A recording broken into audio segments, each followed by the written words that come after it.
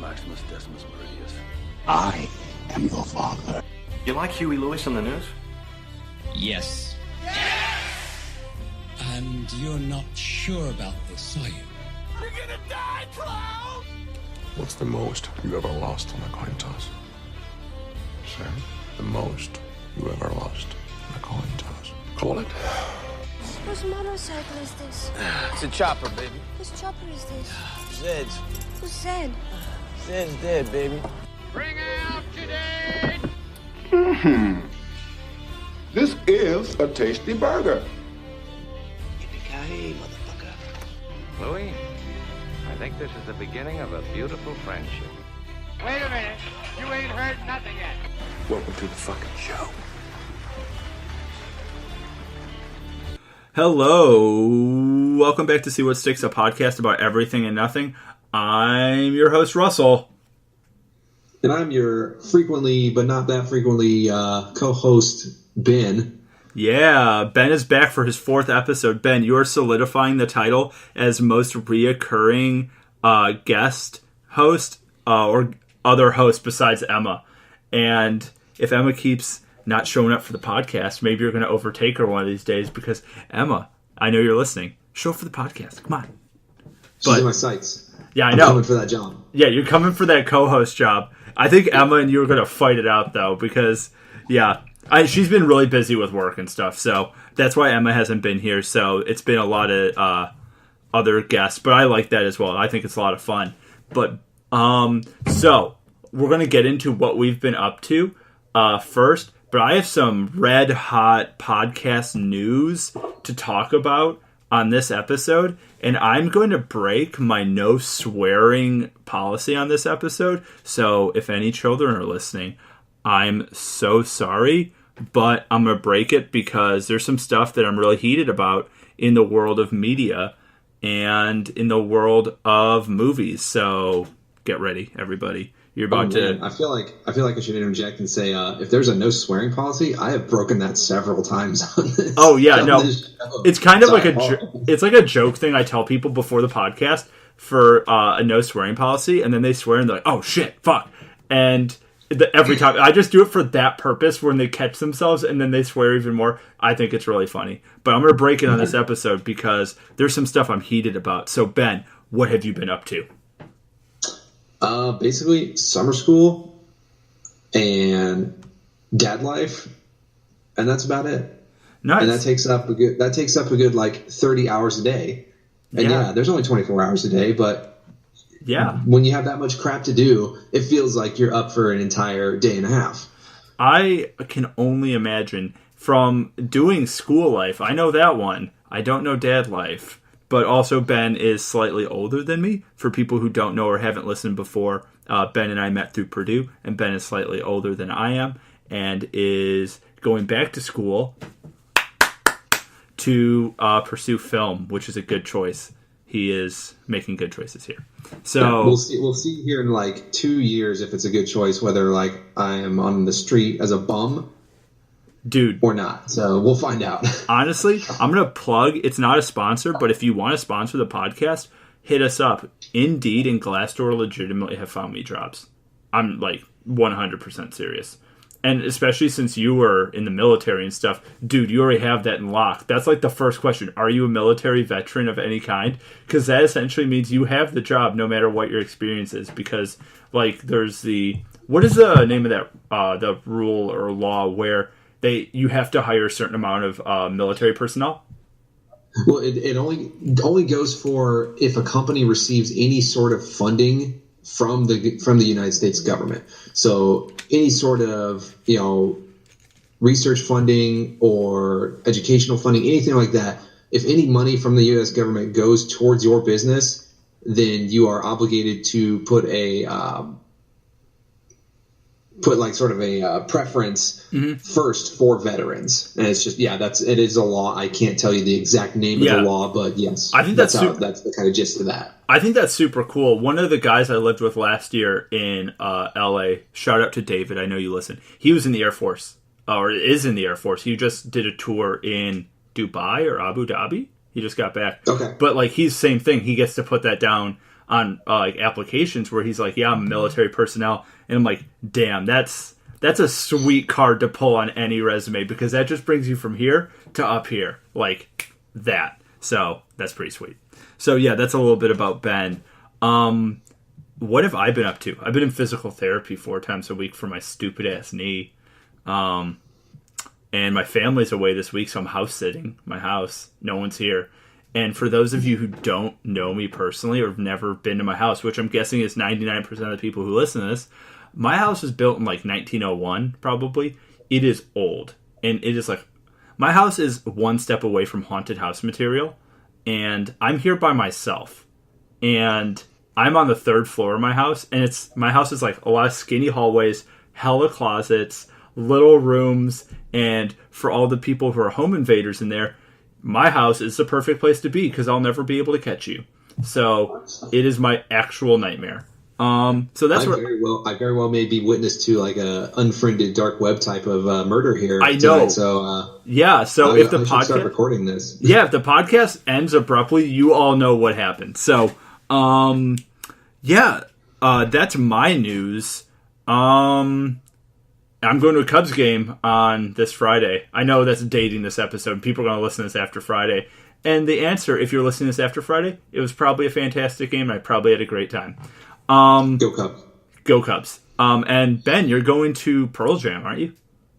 Yes. August 18th, Saturday, August 18th, going to see Pearl Jam at Wrigley. Absolute dream come true for me. Have you seen them before? Really weird. That was weird. But yeah, Pearl Jam is my favorite band, so I've never seen them in concert before. So going to Wrigley as a Cubs fan to see Pearl Jam is like, my head's gonna probably explode as soon as I step into the gates of that field. Yeah, I know it's gonna.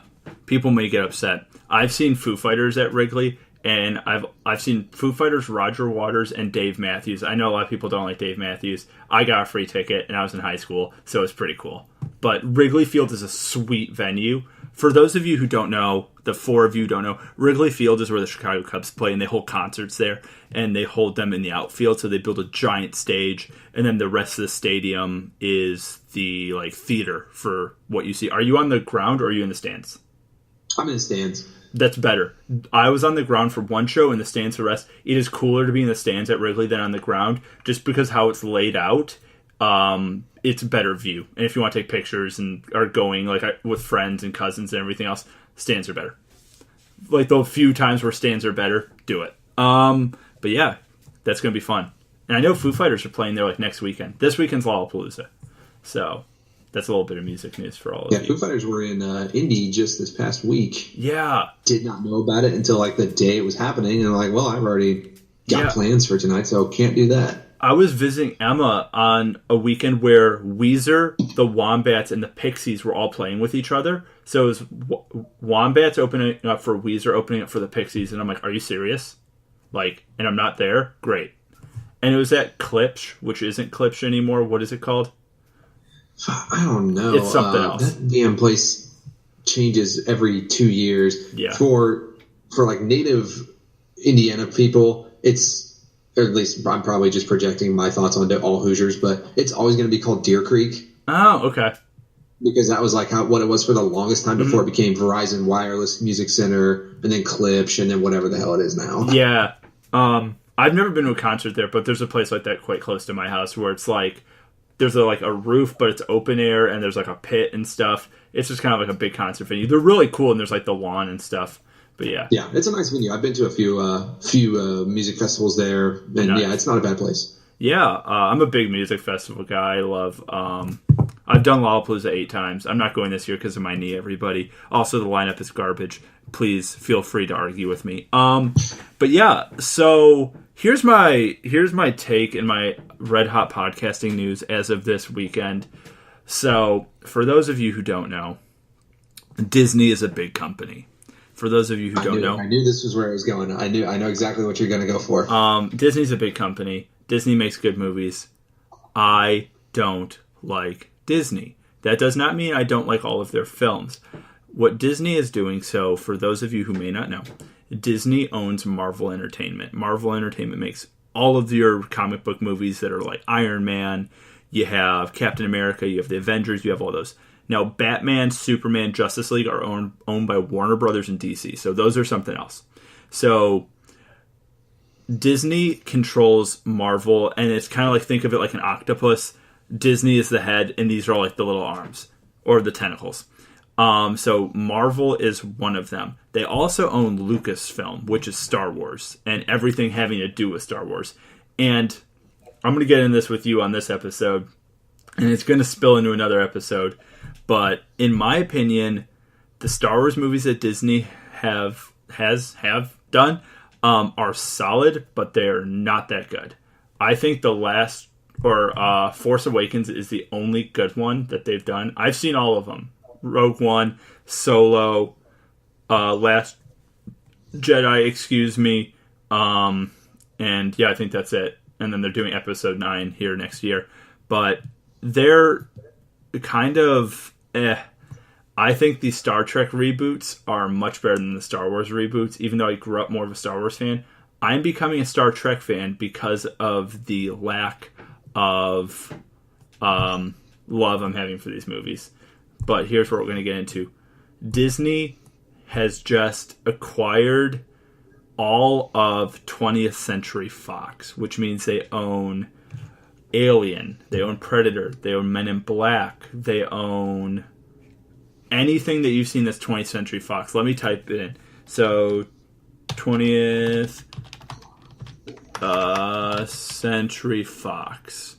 So, 20th Century Fox properties. So, let's see what Disney... That's another big one. What? Die Hard's another big Fox property as well. Though they should probably just let that die. So, here's what they have. They have Alien. They have Avatar, which they already kind of had because there's the Avatar Disney thing at Disneyland or Disney World. Yeah, that was kind of an odd attraction at the park for not being under them yet when they started building that. Yeah. So here's what they just received. So Disney now owns all of these properties. And I'm going to get into why I fucking hate this in a sec. So they own Alien. They own Alien vs. Predator. They own American Dad. They own Die Hard. They own The Exorcist. They own Family Guy. They own Fantastic Four, Futurama, Goosebumps, Home Alone, Ice Age, Lake Placid, the film series. I'm just going through the list. MASH. Placid was such a shit movie. I know. It was, but I'm just going through the list alphabetically, or kinda. They own MASH, The Omen, Planet of the Apes, Predator, The Simpsons, which my favorite TV show, I think Ben's favorite TV show, not good. Star Wars, of course, but we already talked about that. The X-Files, the X-Men films, How to Train Your Own Dragon, Independence Day, the Taken franchise, The Exorcist, I think I already said that, Die Hard, Night at the Museum, Home Alone, and there's a few others that aren't on this list, just because this is one that was just compiled by probably someone who's just typing them down on his thing and just putting it into an article. But the reason why people are stoked is because now we get to see the X-Men cross over with the Avengers, so you can have the full Marvel roster of characters. That's why people are amped. So you can have Deadpool cross over with Thor, crossing over with the Hulk, crossing over with Wolverine, that's cool, or whatever. But this is what's called a monopoly. Disney now owns 42% of the U.S. film industry. This is not good. As a film person who works with film and in film, this is very bad, because this means that if you have a monopoly, even though Disney is a good company, if one company owns this much, they can essentially bankrupt movie theaters. They can forcibly boycott things, which can close things. So they have a lot of manipulating power. And then this consolidation of companies, where companies just buy bigger companies, who buy bigger companies, who buy bigger companies, is super bad. I don't know if you heard that Apple wants to buy Disney. Jesus, really? Yes. I don't think it's happening, but it was a real thing where there was, I don't know if there's real talks, but it was something that was published that, I don't know if it was Tim Cook, who's the CEO of Apple, talked to, who is the CEO of Disney right now? It's not Kevin Feige. He's a CEO of Marvel, and Kathleen Kennedy's a CEO of like Lucas. So CEO of Disney. Let's see. The CEO of Disney. Oh, it's Bob Iger. Okay, I could have. Right. Yeah, Bob Iger. So here's the problem. This had to when this happened, it has to go through Congress because Congress has to approve these gigantic mergers, and all that. None of that political stuff brought into it. But this is a super, super, super big deal. Apparently Bob Iger can earn up to $423 million with all this merger stuff. Of course he can. But this is really bad for the film industry. It's really bad for consumers because in theory they can make less movies and they can make shittier movies and force you to see them. Disney's making its own streaming service now, so that means they're going to take all the Disney stuff probably off of Netflix. So if you want to watch Moana on Netflix, or you want to watch Star Wars on Netflix, or anything that Disney owns, or you want to watch like Thor Ragnarok, that's all going away, and Disney's making their own proprietary streaming service where all of their properties are going to that. So kiss that goodbye. That's also not good. Another thing that Disney does with movie theaters, it's bad for the business, is for their major properties like Star Wars once they acquired them, and the bigger Marvel movies like the Avengers and kind of like the event movies. Yeah, they have stipulations with these theaters where the theaters have to run these films on a certain amount of screens for a certain amount of time.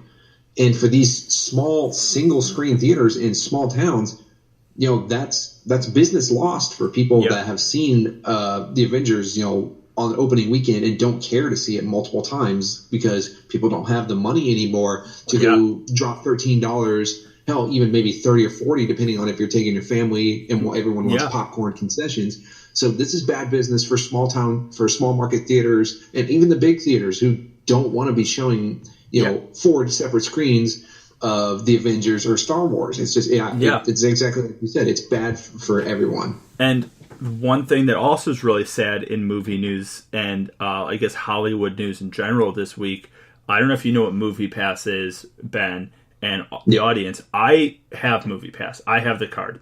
So if you don't know, a MoviePass is essentially Netflix for going to the movies. You pay $10 a month and you're allowed to see as many movies as you want. I think you're allowed to see the same movie like once every week. You can't go see the same movie 3 times a day. There's like certain rules. I've never done that. I get my money's worth out of MoviePass, except this weekend with the release of Mission Impossible Fallout, the company has declared bankruptcy.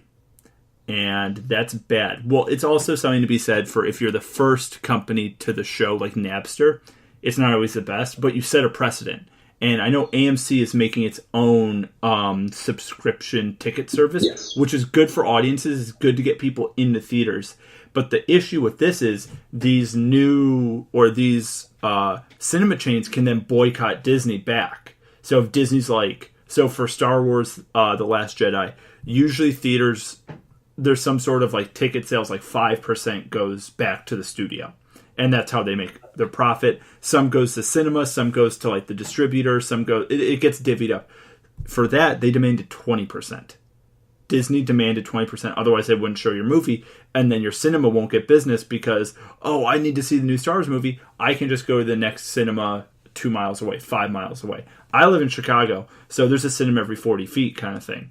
Like there's like 100 cinemas in just the greater Chicagoland area where I live, and it's really sad. But now you can get these fighting, like the fight back where, say, AMC wants to fight back and they're like, well, we're not going to support the new Star Wars movie, or we're not going to support the new Marvel movie on here because you're going to play this game, we can play it back. And it's really dangerous for the film industry. The film industry and movies in general should be a creative way for people to like share an experience, tell stories, and be positive in nature. But doing this all for the money is really not positive. And it makes me really upset.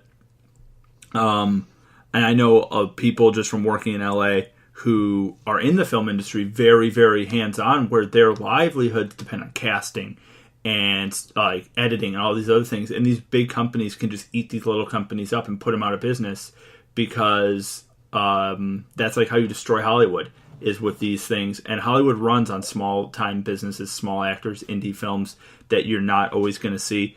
And if you're out there, this is just me kind of ranting. If you're lucky enough to live in a city, whether it be a small city or a big city, a lot of theaters around you will show indie films. So if you go on like Fandango or you go on IMDb or wherever you go to find tickets, there'll sometimes be movies that you're like, I've never heard of this. It's an indie film. Go see it. I've made indie films. I would love for people to go see my stuff. People love when you see it, and it's like going to a record store or going on like Spotify or iTunes and listening to something you may never have heard and that might not be popular, but listen to it because it really makes a difference in the long run. Because if you only give your money to Disney or you only give it to these giant franchises, you're doing a disservice to all the creative people who are coming up in the game. It's like if everyone only listens to Taylor Swift, not hating on Taylor Swift or anything, but there's a reason other people like a billion different bands. So do the same thing with movies. I know it's a little different, but if you listen to music for 8 hours a day, you can go see a 2-hour movie once a month.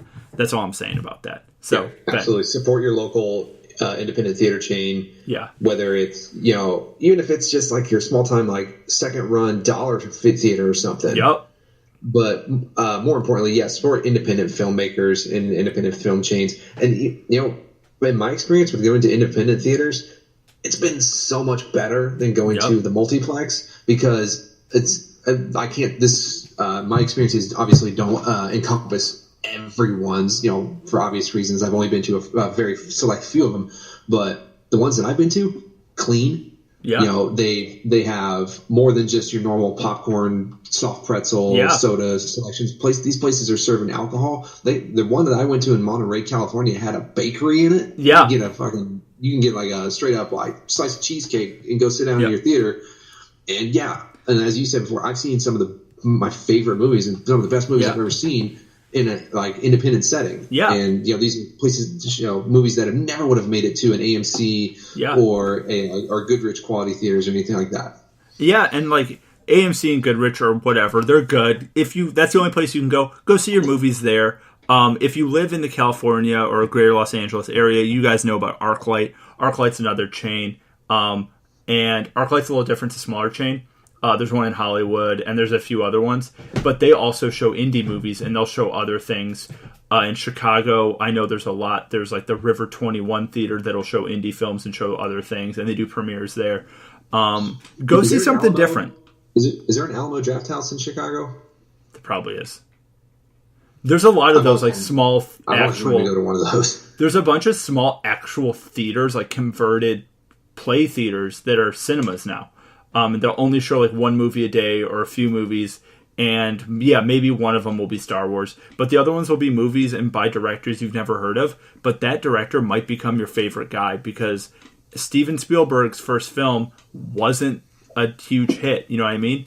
And like Wes Anderson, Guillermo del Toro, Martin Scorsese, whoever you want to name on the best directors, their first films or some of their defining films in their minds and like their true fans' minds aren't the ones that everyone has seen. So go see other movies. And if there's like special events, I know like Jaws was in theaters a few weeks ago and other things, go see those as well. Because there's a reason theaters are doing that. It's to make some money. Also, don't sneak food into your theaters, guys. Buy it because that's how cinemas make money. That's how the film industry makes money. And that's how you see better movies. Buy the popcorn. It's like $5, but it's a little treat. And like buy your Bunch of Crunch or whatever. But that's like my little rant. I know Ben probably agrees with this as another film person. And I'm sure if you're in the film industry and you respect movies and want to see good movies continue to come out, just do this. And if you think that I'm being like an asshole, that's fine. But whatever, I'm not going to change my mind. But Ben, we're going to talk more about movies, but we're going to talk positive things about movies and some fun facts. So Ben. Positive? It's no fun. I know, right? It's good to go on a complete tirade on big businesses that completely don't give a shit. So, yeah. But yeah, let's get into it. And is this going to be kind of a quiz, or what are we doing? I was thinking more just straight. Let's I guess set the scene here. I've compiled a nice little list of did you knows along with a actual list that came from me going down the rabbit hole of one particular category of Did You Knows that I was looking into. So we don't necessarily have to do it a quiz. I might ask like, oh, do you know possibly how this Did You Know is going to end? But certainly I'm not going to make any sort of game show out of it. But we'll start right off with coming off the news recently. This might date the show a little bit, but Stranger Things, it was announced that it's not returning until next summer, so summer 2019. But the Duffer Brothers assure us that the wait is going to be worth it. So I started looking into some quality facts about that show. Chief Hopper, played by David Harbour. His trailer in the first season, like probably one of the earlier episodes, probably episode 1 that he's living in, reportedly only cost the art department $1 to buy. What?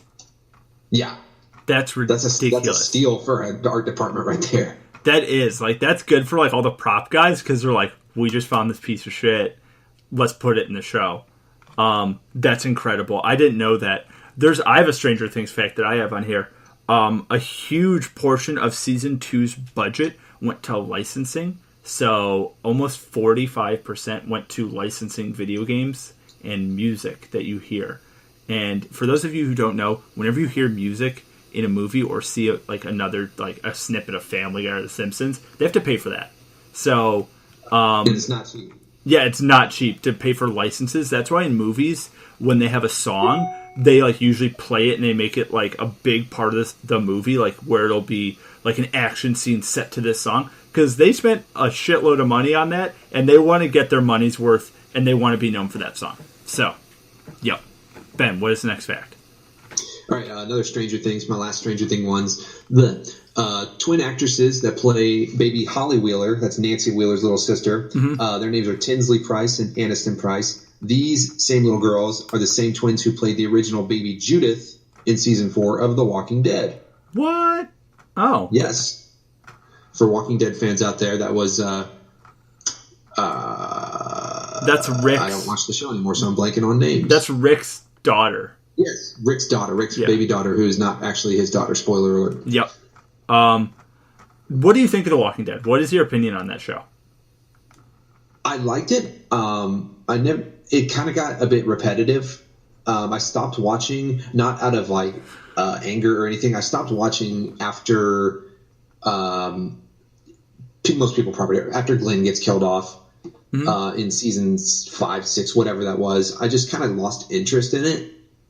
I haven't really kept up or with any news to see whether it's gotten better or might have regained my attention. But for a while, I thought it was a great show, and I'm a big horror movie buff. Yeah, I am especially a big practical special effects guy. 100%. So seeing Greg Nicotero's gore and like just slime and slop and violence work is just amazing to me. Yeah. So, and especially seeing it on like basic cable and AMC throwing all their money towards like getting that kind of gruesome zombie special effects out of it. So that just gives me special little warm fuzzy feeling. Yeah. But I haven't kept up with it in recent years though. Yeah, I actually have 2 facts. I have some facts about the Duffer Brothers and about Walking Dead, or not really Walking Dead, but or kind of Walking Dead fact. So the show Walking Dead, there's like, let's say for simple math, there's 200 issues. Right now the show is only on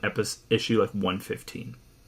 And it's been on this long. So they're going to start having to consolidate big things. And I only watch the show when I know someone big is going to get killed off. And I'm like, I want to see, spoiler alert for all of this, I want to see Glenn get killed. Or I want to see this person get killed. Or that person get killed. That's the only time I ever watch. Because that's when people like tweet about it. And it's all over everything. So I want to stay up with like the pop culture social references.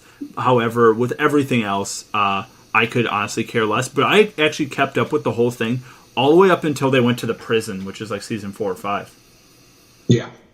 Yeah, and when they were in the prison, and then when like the guys with the tank showed up, that was like Negan and stuff, right? Or that was like the general or whatever. I haven't watched the governor. Yeah, that's when I stopped watching. So that okay. And when they killed the farmer guy. The old farmer. Yeah. Hell, I forget his name too, but Maggie's dad. Yeah. Yeah, when they kill him, that's kind of like after I stopped. And then I've seen like 3 episodes since. But another thing with horror, The Duffer Brothers, who Ben just talked about, who direct Stranger Things, great show, actually went to try to direct the most recent It movie and the It sequel, which is coming out. However, the studio didn't think they were talented enough and had enough experience to do a horror show, so they went to Netflix, and the rest is history. So that's a little thing. So they, I wouldn't say failing upwards, but they got bad news upwards. Yeah, I think they're doing okay for themselves. But yeah, what's next? Next, in kind of today's news, Christopher Nolan, birthday today, turns 48 years old. So we're going to talk about what I'm just going to go ahead and say his best film, The Dark Knight. Okay.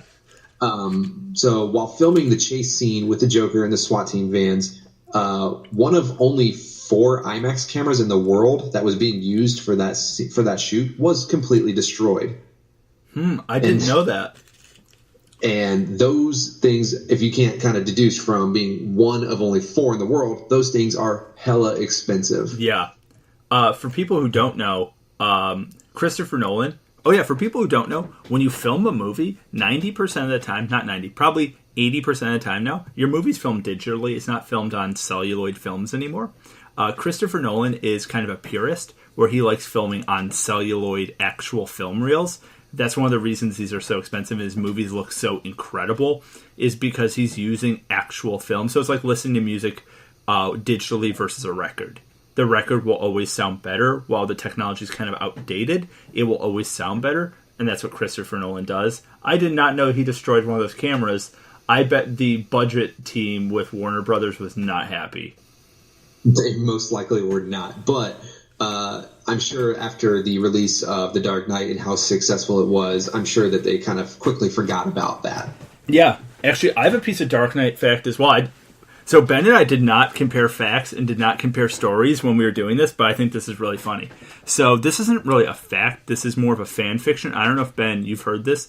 For those of you who don't know, Patton Oswalt is a comedian. He played the rat in Ratatouille. He was one of the friends in King of Queens. He's done a million other things. He's a hilarious guy.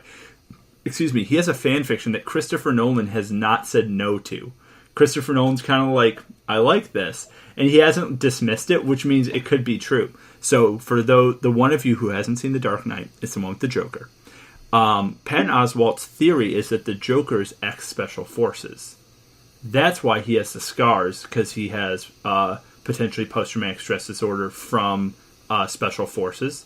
That's also why he knows how to interrogate people. And when he and Batman are in the cell or in the interrogation room with the very famous "Where are the codes?" scene, where everyone makes fun of, the Joker says, "Don't hit your victim in the head first." It makes them all fuzzy. And that's why he knows how to interrogate Batman, because he must be an expert on this. And the bank heist in the beginning, only a Special Forces guy would know how to orchestrate all of that perfectly.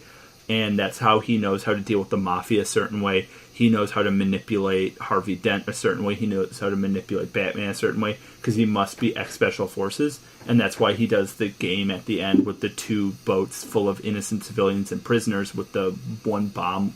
One of them has the controller set off a bomb. Only ex-Special Forces would have that interrogation technique. And Patton Oswalt has this whole like elaborate paper kind of thing set up for it. And Christopher Nolan is like, yeah. So I think that's a pretty cool fact.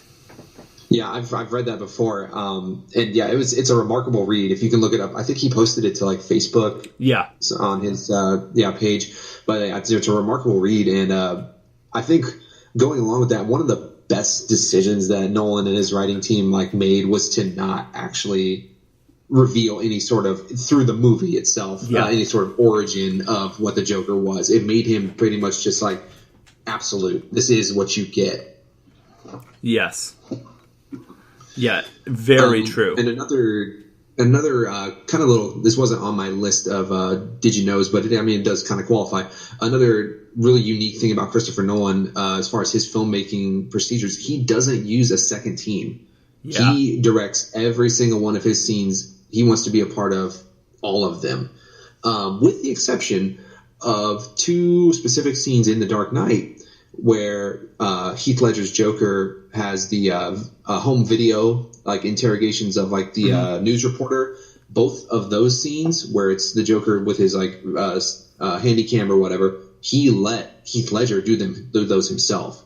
Oh. He supervised him on the first one. He liked how Ledger did it he liked it so much how Ledger did it that he just basically said, "Okay, for this next scene, do your thing, and we'll use it." And he ended up liking it as well. Do you want to explain what second team means for people who are not in the film lingo? Second team is basically so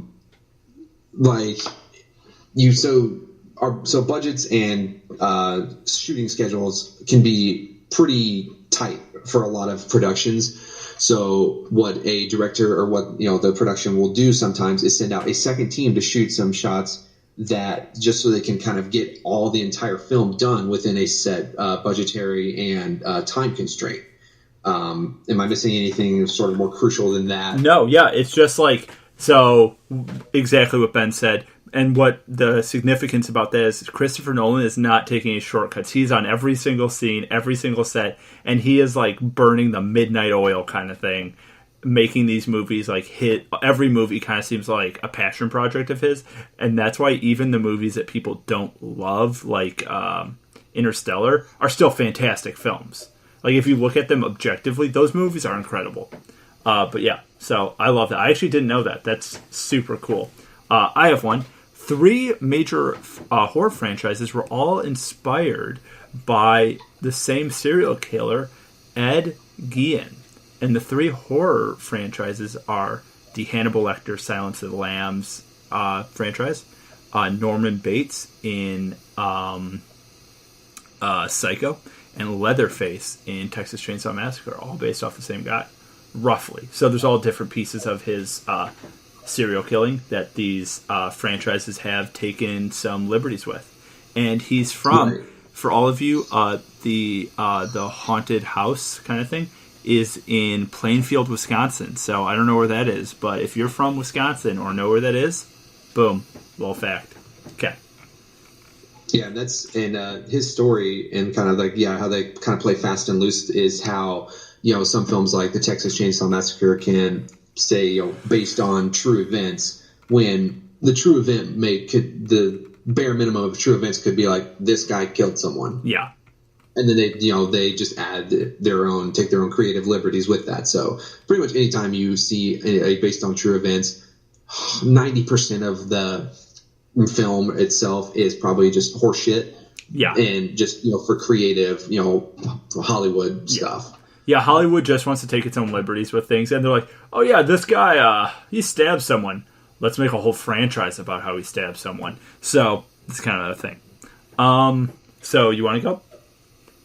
But yeah, I'll go to my last Dark Knight one. Okay. This is probably my favorite because it's just kind of like one of those heartwarming stories. In the Italian version of the original of Tim Burton's 1989 version of Batman, Jack Nicholson's voice for the Joker was dubbed by actor Giancarlo Giannini, and in The Dark Knight, Heath Ledger's Joker voice was dubbed in Italian by Giannini's son, Adriano Giannini. Whoa, that's super cool. They kept it all in the family there. I love when those kind of things, when like the same family does dubbing. I know for certain shows like The Simpsons, they've had the same people doing like Dan Castellaneta's voice the whole time, where they always use the same guy to dub it. So fans of The Simpsons in other countries who may not speak English but love The Simpsons or that show always have the same dubbing.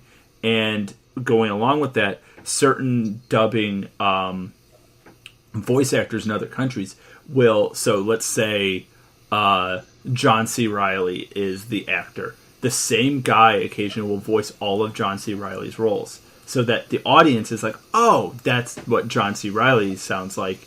And studios and distributors overseas will go to painstaking efforts to do that to make the continuity for the films work to get more money. Here's one. This is just something I find kind of funny. How many balloons do you think there were in Up, like animated in, to make the house float? Oh, man. It's a very specific number. Is it really? Okay, I'm going to try and guess very specifically. 647. 10,297 balloons are what so they animated. I wouldn't have guessed either. Like, never. It's just like on this thing I'm looking at. And then here's kind of a sad one. It is sad, but it's not like, oh, it's not sad in like tearjerker. It's sad as in, what the hell? Toto, the dog from The Wizard of Oz, the classic movie, earned more money than all of the Munchkin actors, who were all little people. And that's super, super, super mega messed up. Yeah, filmmaking back then especially was like a kind of a nightmare for a lot of things. Oh yeah, especially like disenfranchised and minorities. But yeah, I've heard some stories about The Wizard of Oz that are just seem like absolute nightmare for like a lot of the cast and crew. I think there was more than one Toto. In fact, I think one of them died while filming. I have another one for Wizard of Oz that's even weirder. So the Tin Man actually died of lead poisoning from his face paint. That's one. That's not something I have. That's just kind of like not a well-known fact, but it's a fact. And then the snow used in the Wizard of Oz in snow scenes was actually asbestos. Oh, God. So, yeah, that's a real thing. And in Ben-Hur, if you guys have ever seen Ben-Hur, go watch Ben-Hur. 2 people died in the chariot scene. Actually died. In like chariot flips. And they used to actually, in old movies like that with horses that needed to fall, they had razor wire on set to trip the horses. Now they have trained actors in CGI and like animatronic animals, so no animals are hurt during the filming. And if you're really that concerned, at the end of all credits, it'll say, one of the last lines, it'll say, no animals were hurt or harmed in the making of this movie. Which is a good thing. Don't hurt your animals. But yeah. Yeah, that's one of those one of those clouds that kind of hangs over that the incredible chariot race scene for that movie is, yeah, it was done all 100% practically. Because, I mean, obviously they didn't have CGI effects back in 1950, 60, whatever year that film was put out. But yeah, the negative part of getting such realistic things was realistic consequences, such as people dying and horses being messed up through the filming. Yeah, 100%. So yeah, what's your next fact? All right, next little, we have another birthday boy, Arnold Schwarzenegger. What? My favorite actor of all time, because he is just. We've talked about him before. He is just he's larger than life. Yes. But he turned 71 today. Whoa. Old. He's getting up there. So he was the first private citizen in the United States to own a Humvee. Huh. Back when they were still military vehicles. Yeah. So he had like the very first privately owned like H1, I guess you would call it. Yeah. Whoa. Probably had like 5 miles per gallon on that thing. Yeah, because they're meant for like being actually like little tanks in desert warfare. And then Arnie's like, I want one. So he's Arnie. He gets it. He had the money to just say, give me one of those. Yeah.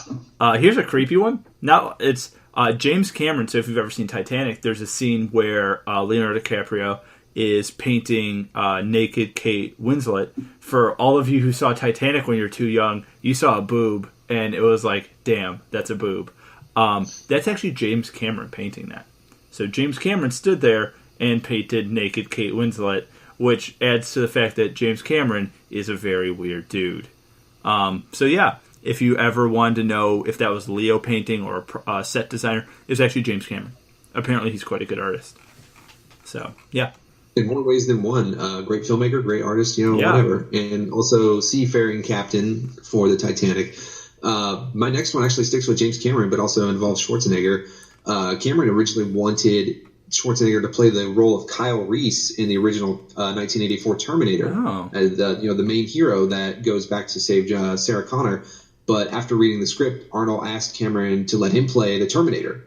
Yeah. And Cameron was originally like, no. Like Reese, he's the star. He's going to be the big hero. You want to be him. And, he also says like, the Terminator hardly has any lines. And, who knows if this, if there's much merit to put, but Arnold apparently replied to him, he just said, trust me. And the rest is history. Yeah. So here's one that I've talked about on the show before. If you guys I think everyone here's seen Lord of the Rings, The Two Towers. There's a scene in the film where Aragorn, Legolas, and Gimli are tracking Merry and Pippin after they've been kidnapped by Uruk-hai, and there's a whole battle at night, and the two hobbits escape into the forest. Aragorn thinks they're dead, and he kicks a helmet. When he kicks the helmet, he screams and drops to the ground and starts crying. He broke his foot when he kicked that helmet, because all the props in that movie are actually metal. That's another kind of fun fact. All the stuff that you see in Lord of the Rings is real. They built all that armor. So when Viggo kicked that, he's wearing cloth shoes, and they had him running around New Zealand, and he kicks a metal helmet and breaks his foot, and they left it in the film. And because they did 3 takes, and that was one of the 3 takes, and then Peter Jackson's oh, that was perfect. And then Viggo did the rest of the scene, and then was I need to go to the hospital because I just broke my foot. So, good for him. Mortensen's a boss. Yeah. That dude's dedicated. I don't know if you've ever seen Eastern Promises with him. Yeah. David Cronenberg. Dude wrestling around naked in a sauna. Yeah. All junk and everything swinging around while he's doing a straight up choreographed fight scene. He's dedicated to his craft. Same with that and History of Violence and The Road. When you watch those movies, you're oh my god, Aragorn, what are you doing, dude? And didn't he play Nikola Tesla or Thomas Edison or something in a movie? There was something like that. I haven't seen it, but he played some... Freud. I think he played Freud. Oh, it was Sigmund Freud. I was dumb for confusing Nikola Tesla with Sigmund Freud, but yeah, okay. I haven't seen it. Apparently it's quite a good film. So what's your next one? My last Schwarzenegger one is not a long one, but it's very interesting. I never knew this. He apparently turned down the role of John McClane in Die Hard, which went to Bruce Willis. Yeah. And I think that worked out for the better. Yeah, obviously for Willis because he became a gigantic action star out of it. But yeah, it's hard to see Schwarzenegger kind of being the smart ass, mouthy John McClane character, and also his big ass crawling through air ducts. Yeah, John McClane's he's lanky and wiry, and you believe him just being a madman. Where Arnie had this reputation for being in the Predator and Terminator and everything else, where this dude is literally a human brick, whereas Bruce Willis was not. And that's why he made him the everyman who could kind of go in there and be the yippee-ki-yay motherfucker, which I have in the theme song because it is one of my favorite movies of all time. What kind of movie is Die Hard? There's one answer to this. It's a Christmas movie. It's the Christmas movie of all time. It's up there with Gremlins as an incredible Christmas movie. Thank you. I have gotten in this argument. I think it was on this show where Emma's Die Hard's not a Christmas movie. It is a Christmas movie. So is Gremlins. They're both warm, family-friendly Christmas movies about putting family first and loving what you have and cherishing the important things. That's the Christmas spirit, and those movies embody it. So, yeah. What do you have next? I think it's hilarious. I'll stick with Gremlins for a second. Yeah. I think it's hilarious. That movie was released in July of its year. Oh, really? And for some reason, it just had a Christmas setting. Did you know Kathleen Kennedy is one of the producers on that movie? Which is I think I did know that. Yeah, it's very strange. And Steven Spielberg is involved in that film as well. Yeah, an executive producer, I think. Yeah. Here's a cool one. The movie Saw, the original one, which is the only good one of those movies in my opinion. If you're a horror guy, so you might disagree, was only filmed in 2 weeks. So it was filmed over 18 days, but principal photography was only 14 days for Saw. I can see that because, it's a very low budget film. And James Wan, who's pretty much become an absolute megastar in the horror film, lexicon. I probably used that word wrong. But that dude's name is plastered all over pretty much a lot. Him and Blumhouse Productions, they're basically responsible for every good horror movie that's coming out these days. And for some reason, James Wan's also directing Aquaman. So apparently there's a horror sequence in the movie. That's what people are saying. There's actually a legitimate horror sequence in the film. And they haven't released what it is, but there's actual really something horror. And I believe it because James Wan does horror so well. Not that the other 8 Saw movies are fantastic, which unfortunately I've seen all of them, but The first one, and maybe like, is it the third one? The second one is in the house. It's like the haunted house one where they all have like a test. Yes. The second one's kind of cool concept, and the kid's in the box the whole time. And then like the fourth one is kind of cool. Is that the one where the dude is walking on the block of ice the whole time? Is that the fourth I haven't one? seen anything past the third one because at the point of the third one, it's where the story gets so convoluted and ridiculous. Not that the first and second one weren't ridiculous, but they were ridiculous in a way that had not been done before. Yeah, one of them, the guy who plays Jigsaw, not the guy, but he swallows a cassette tape covered in like Vaseline, and that's like the final like cassette tape for the franchise. He eats it, and I'm like, dude, what? Couldn't you have had any other plot device instead of him swallowing a cassette?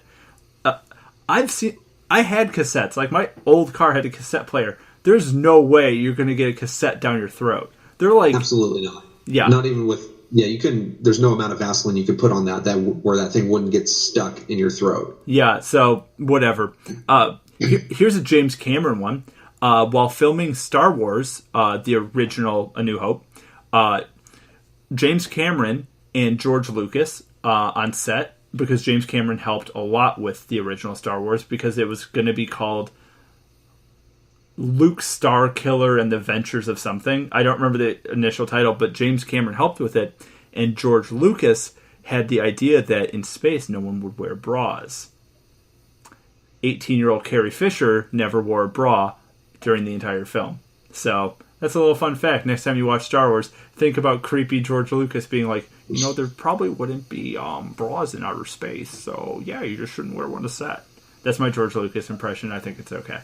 That was actually pretty good. Yeah, thank you. At least coming through my computer speakers, it sounded pretty good. Well, thank you. So, yeah. Boom. What's next? All right. I'm diverging off the Did You Know path because this is where I went down the rabbit hole as far as Schwarzenegger was concerned. And I was wondering, how many on-screen kills has this man had as an actor or like as an action star? Okay. So I found a list. I'm going to try to guess. Action stars with the most kills on screen. Okay, I'm going to guess, do the different Predators and Predator count over through those movies? Do those count as on-screen kills? I don't know. Okay. This list came from Screen Rant, and this is as of 2017. Okay, I'm going to try to guess. Some of these probably, and this is the top 15. Yeah. He was also in the Expendables movies, and he probably kills a shitload of people in there. Right. I'm going to guess 250. For Schwarzenegger. Schwarzenegger. 250, you said? Yeah. Way more. Oh, 1,100? Less than that. 875. Very close. Okay, what is it? 829 as of 2017. Whoa. And he's only number 5. Wait, who's number 1?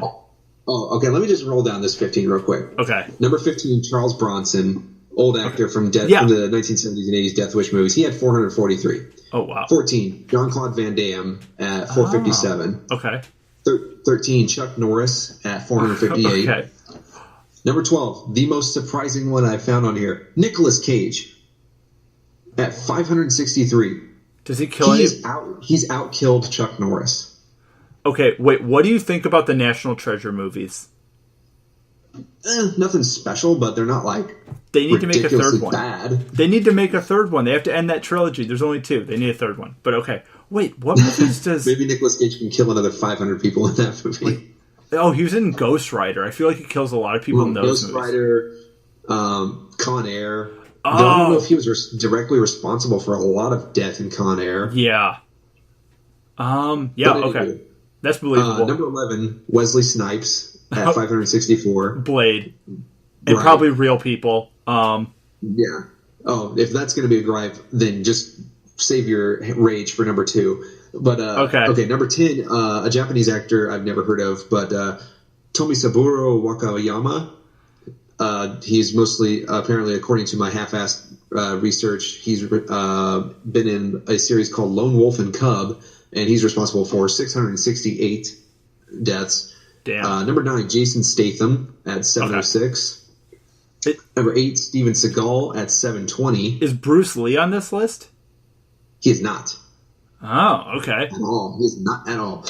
Okay. Number 7, Sylvester Stallone, 786. Okay. As far as Rambo movies, most likely is all of those.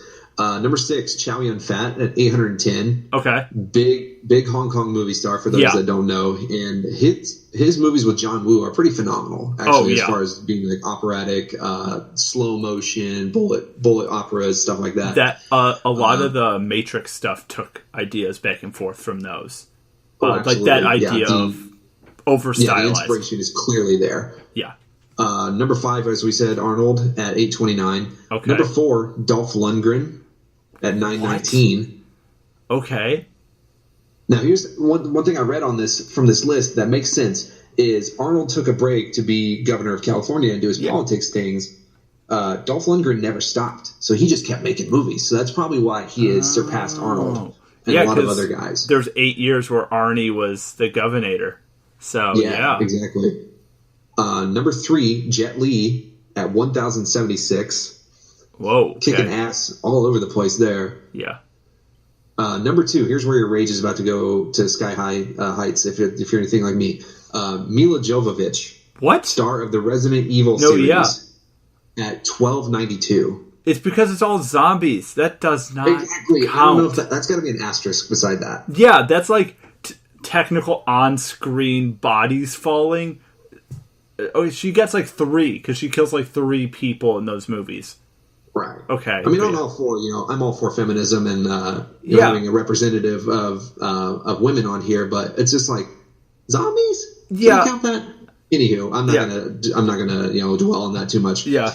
And coming in at number 1 is another actor I've never heard of. He's Taiwanese. His name is Jimmy Wang Yu. Okay, I'm gonna look him up. Okay. Jimmy. And he has killed 2,477 people. And according to the Screen Rant website, it was all through his sword. Like no bullets, no guns, nothing. The dude just straight cutting people down in his samurai or his shogun kind of movies. Okay, so the movies, he apparently was in a movie in 2013. Is he still alive? He was born in 1944, apparently still alive. Good for him. Let's look. He was a producer on a bunch of things. Holy Christ, he was in a lot of movies. Well, I don't know any of these movies because I'm apparently an uneducated film person, and we both went to film school, so I know. Wow. Okay. Cool. I just looked him up. I have seen him before. I have seen his face. So it's not like, oh, I've never seen this guy. He does look familiar. Okay. So yeah, what do you have next? I like that. That was very interesting, actually. Okay, that's it for my list. But now we're back to the Did You Knows, and we're moving away from film and television, and we're into now restaurants. So starting off with a little tidbit, Wendy's is credited as having the very first drive-through window in 1970. What? Yes. That's I would have thought it would be McDonald's. So would I. I gotta take a quick break. My daughter seems to be whining about something. I will pause it right here and pause right now. And we're back. What's up? Do you want me to start back from my first restaurant? Did you know? Oh, no, that's all in. As soon as I said we're pausing. And this is all still in the podcast. Okay. While you were gone, during the editing magic, I just watched the trailer for Disenchantment, Matt Groening's new show on Netflix. Oh, yeah. It looks so good. I'm so happy. Actually, on that, what is your opinion of Rick and Morty? Love it.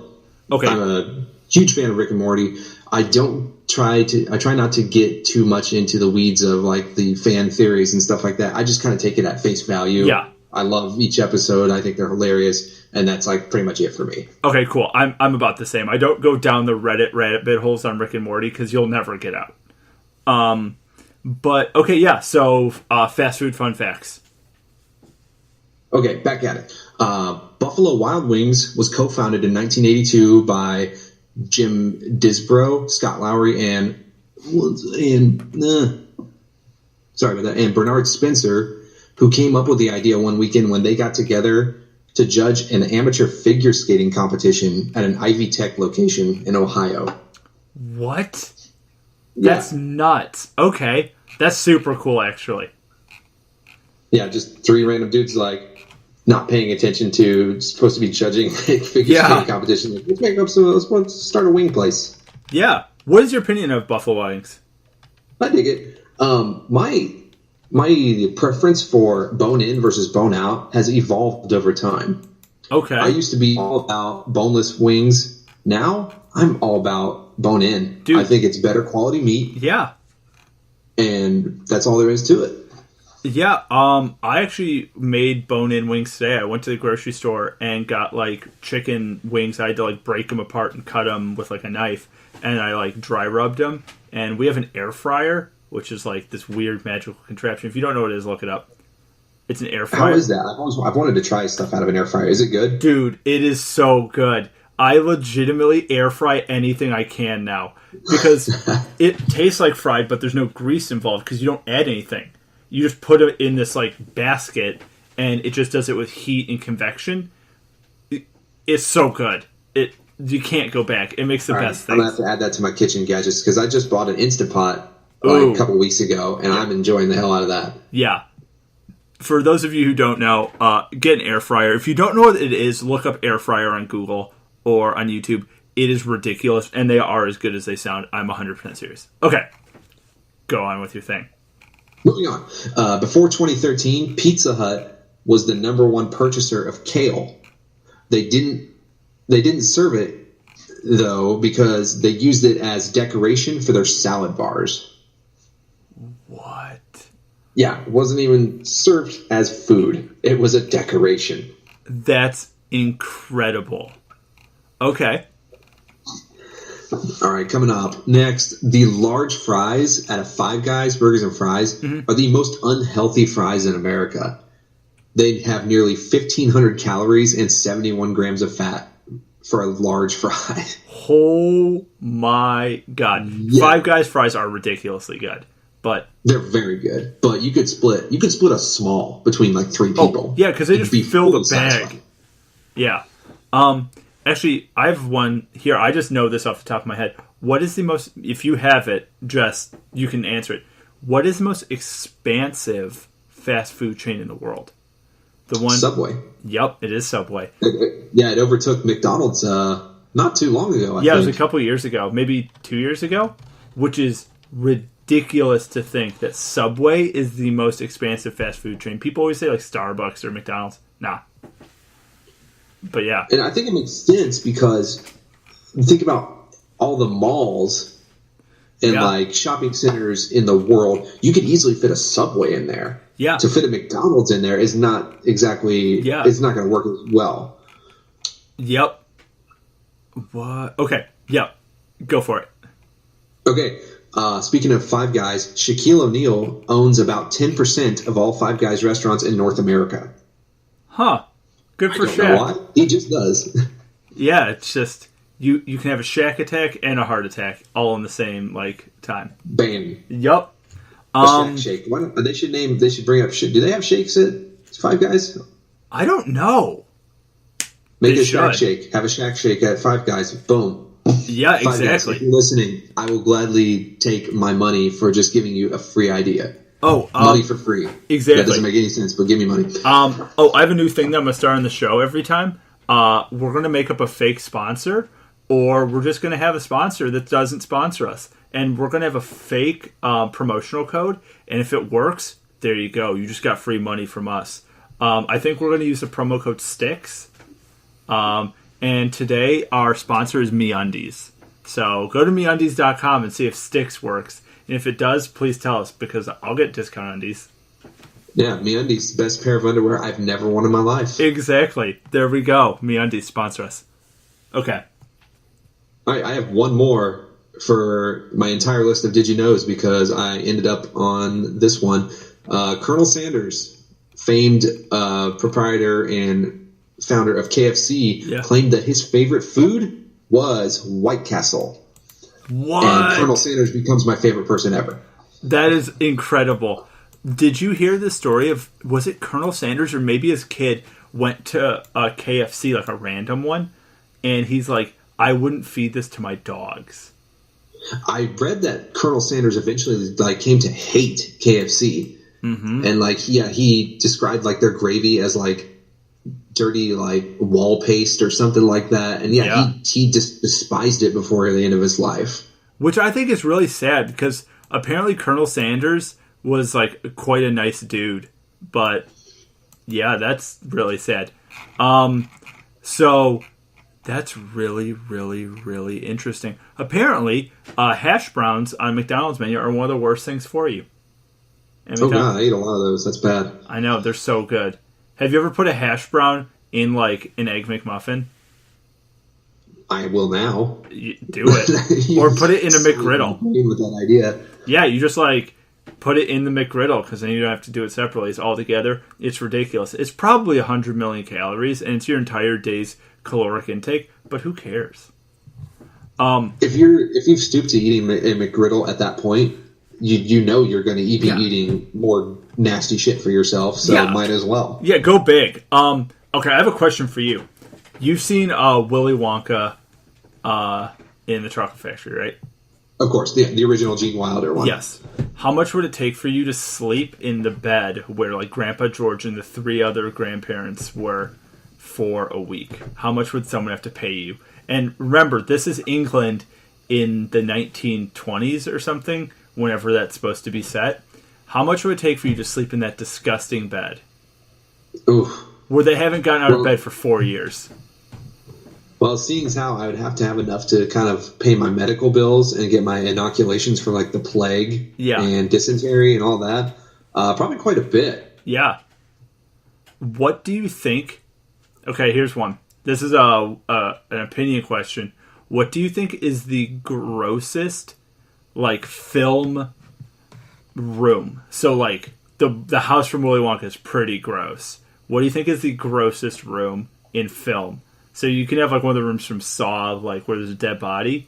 I think the parents' room from Willy Wonka is up there with the grossest room. It's probably got to be. It's top 5. Short list of grossest rooms. Hell, I don't know. Probably any little teenage boys' room, because we were both teenage boys at one time, and we know the disgusting, dirty things that go on in there. Yeah. Ferris Bueller's room is probably really gross. Oh, yeah. I have a really sad one that I was going to put. I was going to say the room in Mystic River. Oh. Yeah, I know. That's a really low shot. For people who don't get that joke, I'm sorry. And for people who do, you're instantly judging me because you understand what I'm saying. I think the grossest room in film or cinema, if you've ever seen Trainspotting, the bathroom in Trainspotting. Ooh, yeah. Did you know the toilet they did actually was full size? You could climb through it. They rigged it where the other side was a tube, and you could actually climb through the toilet. Well, that's awesome. Yeah, it was it's a real effect. That's not fake. That's something you'd see out of Double Dare on Nickelodeon or something. Yeah. Yeah, that's just a fun film fact. Yeah, that's what I have.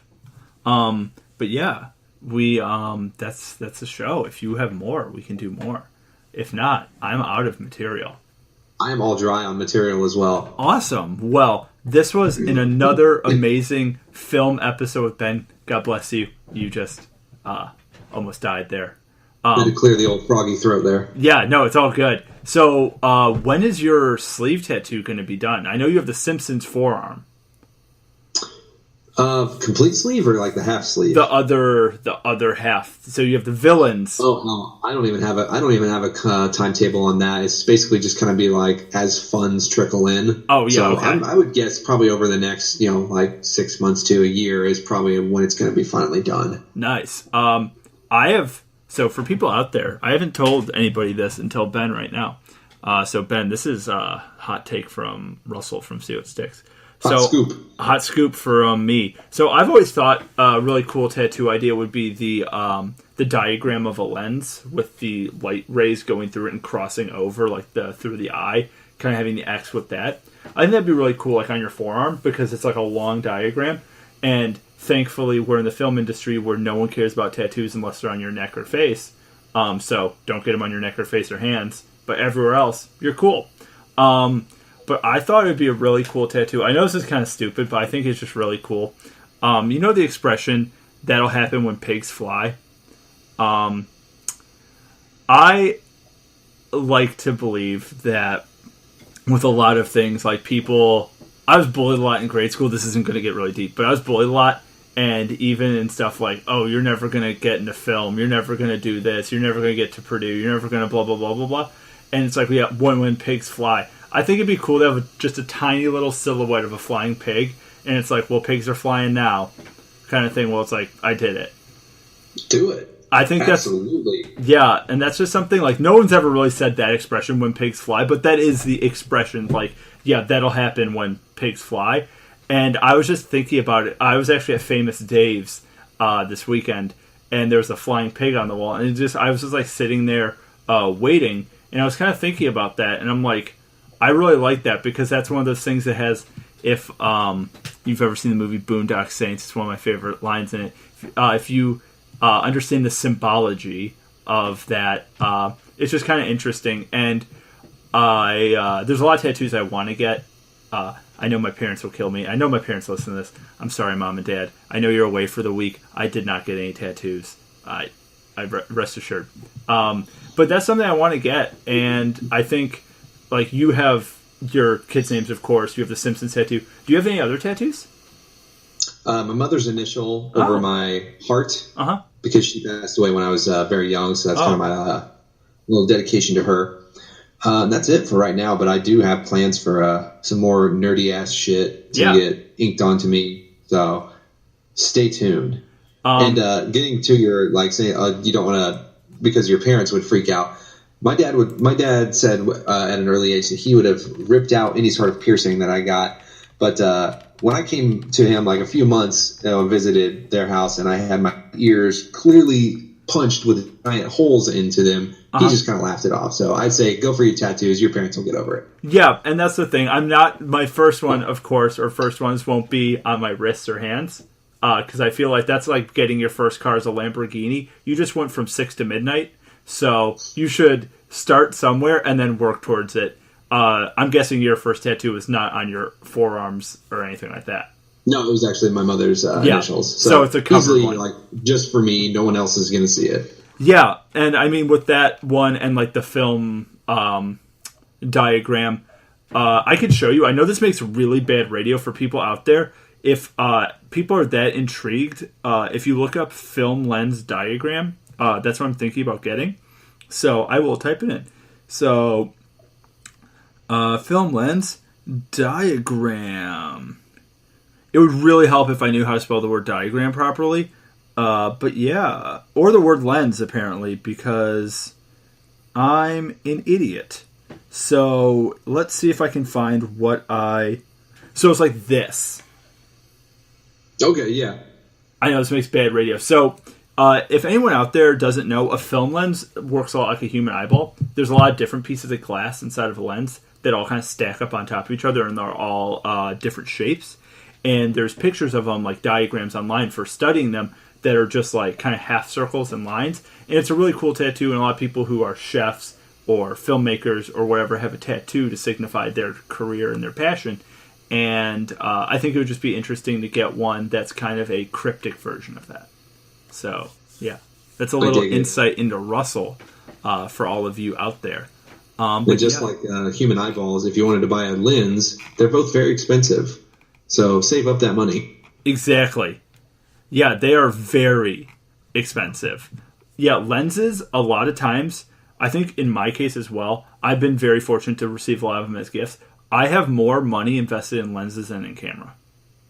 I'm sure most people that take their videography seriously, yeah, their lens collection is probably the thing that they could sell to get a nice used car. Oh, yeah, probably.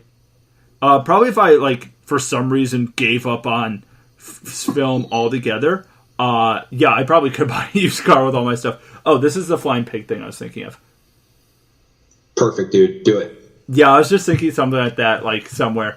But yeah. But yeah, so that is our show. Another long episode of See What Sticks with Ben. If people like this, I know people do like these ones. I always will post them on Facebook. They go out to LinkedIn. They go YouTube. They go iTunes. Wherever you find a podcast, they are there. Thank you for listening. Thank you for sharing, liking, all that good stuff. Ben will be back because I talk to Ben pretty frequently. I'm like, Ben, another podcast. And this one's actually going out tonight. So thank you to everyone who listens and everything. I am thinking about doing a Patreon here and doing it in different tiers. So for those of you who are interested, I'll probably do like a video episode or screen capture what I'm seeing.